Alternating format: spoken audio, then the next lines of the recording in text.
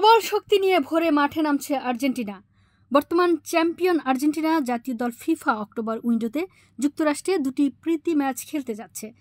দলের প্রথম ম্যাচে ভেনেজুয়েলার বিপক্ষে 1-0 ব্যবধানে জয় নিশ্চিত করলেও সেই ম্যাচে ছিলেন না দলের অধিনায়ক Lionel Messi.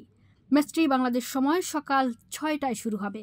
Argentina football association এক বিবৃতিতে নিশ্চিত করেছে মেসি দ্বিতীয় প্রীতি ম্যাচে দলে যোগ দিয়েছেন।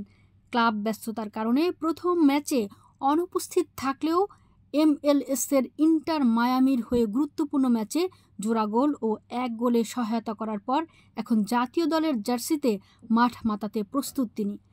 আর্জেন্টিনা আগামী 15 অক্টোবর ফ্লোরিডার চেস স্টেডিয়ামে পুয়ের্তো রিকোর বিপক্ষে খেলবে।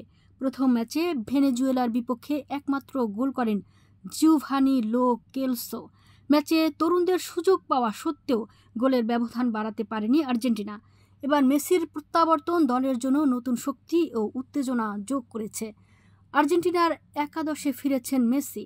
বিশ্বকাপ বাছাই পর্বের পর অক্টোবর উইন্ডোতে দুটি প্রীতি ম্যাচ খেলছে বিশ্ব চ্যাম্পিয়ন আর্জেন্টিনা।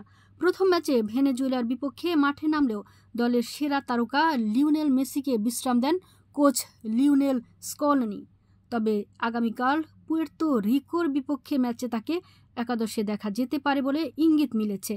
ইন্টার মায়ামির হয়ে টানা ম্যাচ খেলার কারণে ক্লান্তি কাটাতে বিশ্রাম পেয়েছিলেন মেসি। আর্জেন্টিনা ভেনেজুয়েলা ম্যাচ 24 ঘন্টার মধ্যেই তিনি মেজর লিগ সকারে মায়ামির হয়ে মাঠে নেমে জোড়া গোল করে দলকে জয়ের পথে রাখেন। জাতীয় দলের হয়ে না খেলার পরদিনেই এই পারফরমেন্স প্রমাণ করে মেসি এখন পুরোপুরি ফিট। বাংলাদেশ সময় আগামীকাল ভোর 6টায় মায়ামির চেস স্টেডিয়ামে পুয়ের্তো রিকোর মুখোমুখি হবে আর্জেন্টিনা। এই ম্যাচে মেসির ফেরার সম্ভাবনা প্রবল। অনুশীলনে তাকে সতীর্থদের সঙ্গে হাসি মুখে দেখা গেছে, যা তার খেলার ইঙ্গিতেই দিচ্ছে।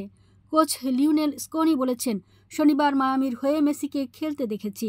সে ভালোভাবেই ম্যাচ শেষ করেছে। আমাদের চূড়ান্ত অনুশীলনে তার সঙ্গে কথা বলবো। যদি খেলার মতো অবস্থায় থাকে তাহলে অবশ্যই মাঠে নামবে।